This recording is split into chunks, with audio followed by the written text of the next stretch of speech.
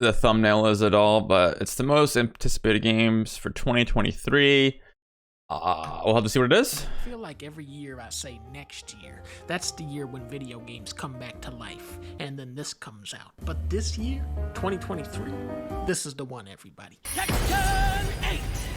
As long as Kuma is a playable character. I'm not into fighting games. 8. What I really want to see from this and Street Fighter 6 and every other fighting game is a satisfying single-player mode. Fighting games today are extremely disposable. Once the online community is gone, these games cease to exist. Oh, really? Jeez, I don't know anything about fighting games at all.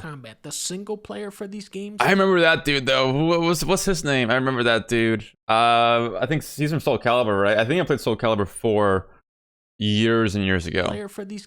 I like when fighting games like this, like add characters that just don't fit in the universe at all. Like I think didn't this game have like a Pokemon in it, like Mewtwo or Mew or whatever? You could like fight as one of him. Maybe that was like a mod or a DLC, but I love when like ridiculous characters from other medias are involved. Games is people talking.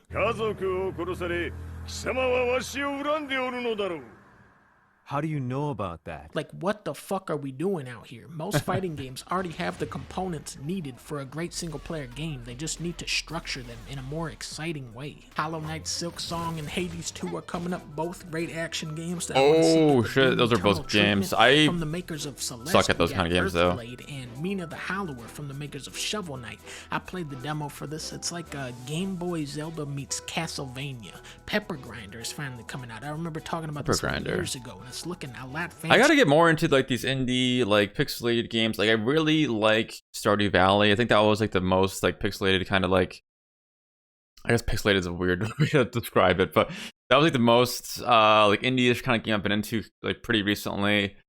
Other than that, I haven't really developed like the indie games too much. I know Hades isn't really an indie game, but I played that and I had fun with it, but I didn't really get too far. I think I beat like the first, I think like 2 bosses. And then I kind of stopped. Here now that when I first played it, Animal World. Oh, hey, I know this one. I'm really excited for Animal World. The whole reason we wanted to publish it is because it's such a left field game. It's the only game in this video without combat, and I think people are really gonna like the animals. 2 weeks ago, Nintendo sneaked Did he publish a game? Prime Remastered. They really knocked it out of the park with the visuals, and it's running at 60 FPS on the Nintendo Switch. If you're looking for intense boss fights and great combat, play Metroid Dread. Metroid Prime is more about mood and atmosphere and backtracking. I didn't play any of those games at all either. Moments when you step onto Talon 4. I like watching Dunkey videos because he plays a lot of games that I don't play. So it's interesting to see what he rates and what he's anticipating compared to what I am. Like this is my first time seeing any of these games. Like I haven't looked at any of these games at all. I don't even have a Nintendo, so I'm not really into Nintendo, but I know people who are. I know it's like a big popular. And the graphics. That's really what this is all about. And underlining all of it is that haunting, beautiful soundtrack. If Prime The UI is so big, dude.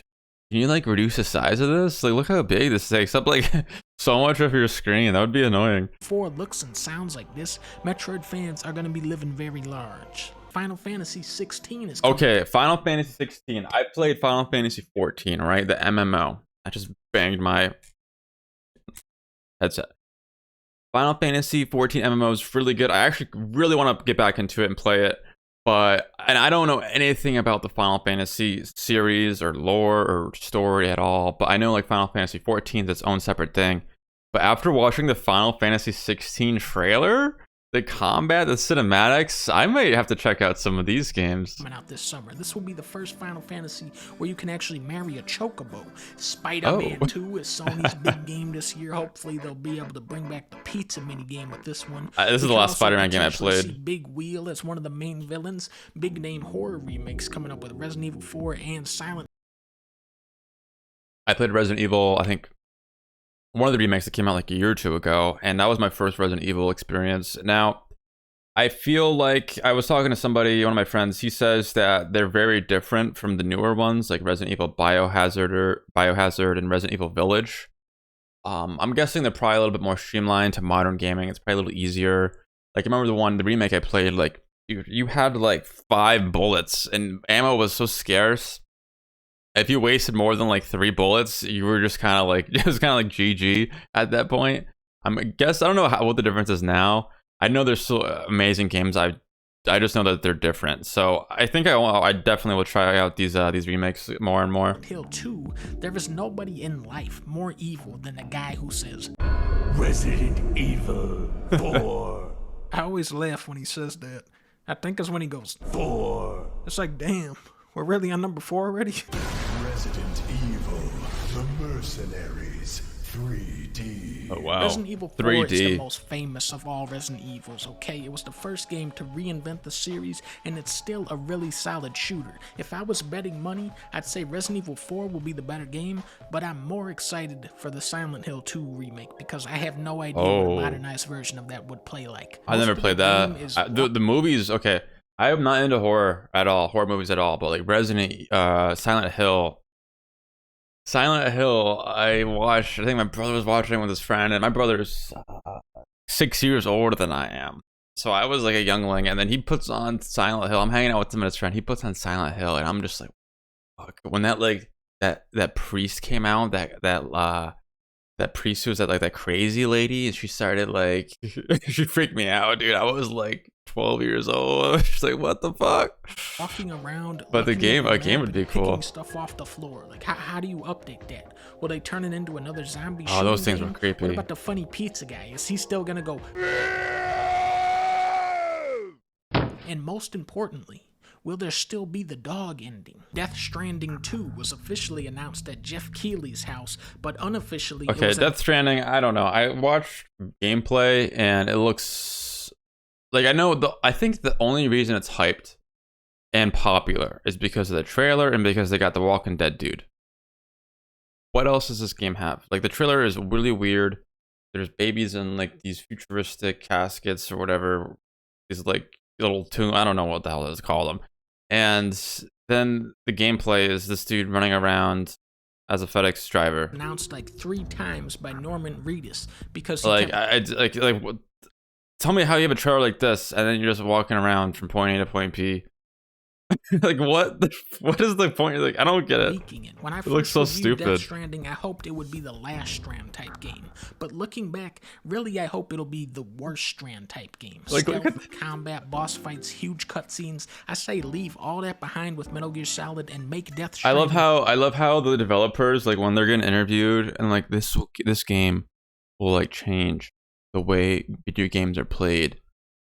You know, this game will be marked in history as the game that revolutionized video game industries and the action combat genre. And then here's the gameplay. To the ultimate package delivering game. That's what makes Death Stranding new. That's the part of the game I enjoyed the most. They won't do that, but that's what I would like. Pikmin 4, now we're talking. With every game, Pikmin grows stronger. This is Nintendo, okay, isn't I love it? Pikmin 3. It has such a unique, fluctuating tempo of hectic micromanagement and downbeat exploration. Oh, this is kind of like looks like Grounded a little bit. Like you're really small, huh? Effects, the I never played like any. I played Nintendo back in the day, but I didn't play that many like games. Like I played GameCube a lot.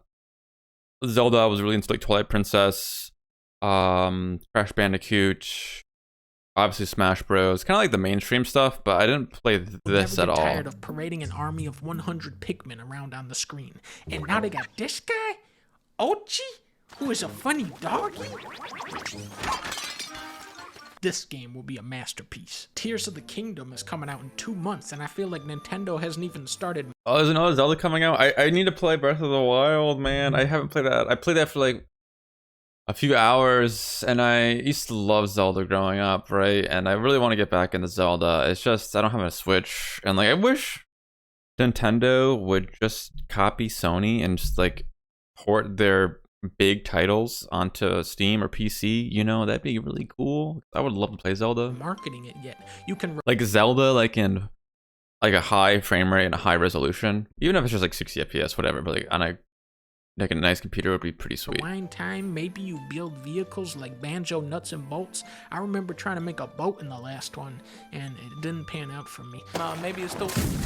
Expectations for this game are stratospheric, but time does not stand still for open world games. Red Dead 2 is still the most detailed open world with an incredible storyline. I love Red Dead 2. Death Stranding has that super molded geometry. Cyberpunk has cutting edge bugs and glitches. Elden Ring was like an all-you-can-eat buffet of amazing enemies and boss fights. Zelda has been surpassed in many ways, but is still more open-ended and malleable than any of the games I listed, and I hope those Well, when did Breath of the Wild come out? I feel like it's kind of scary to say, but I think Breath of the Wild came out a long time ago, right?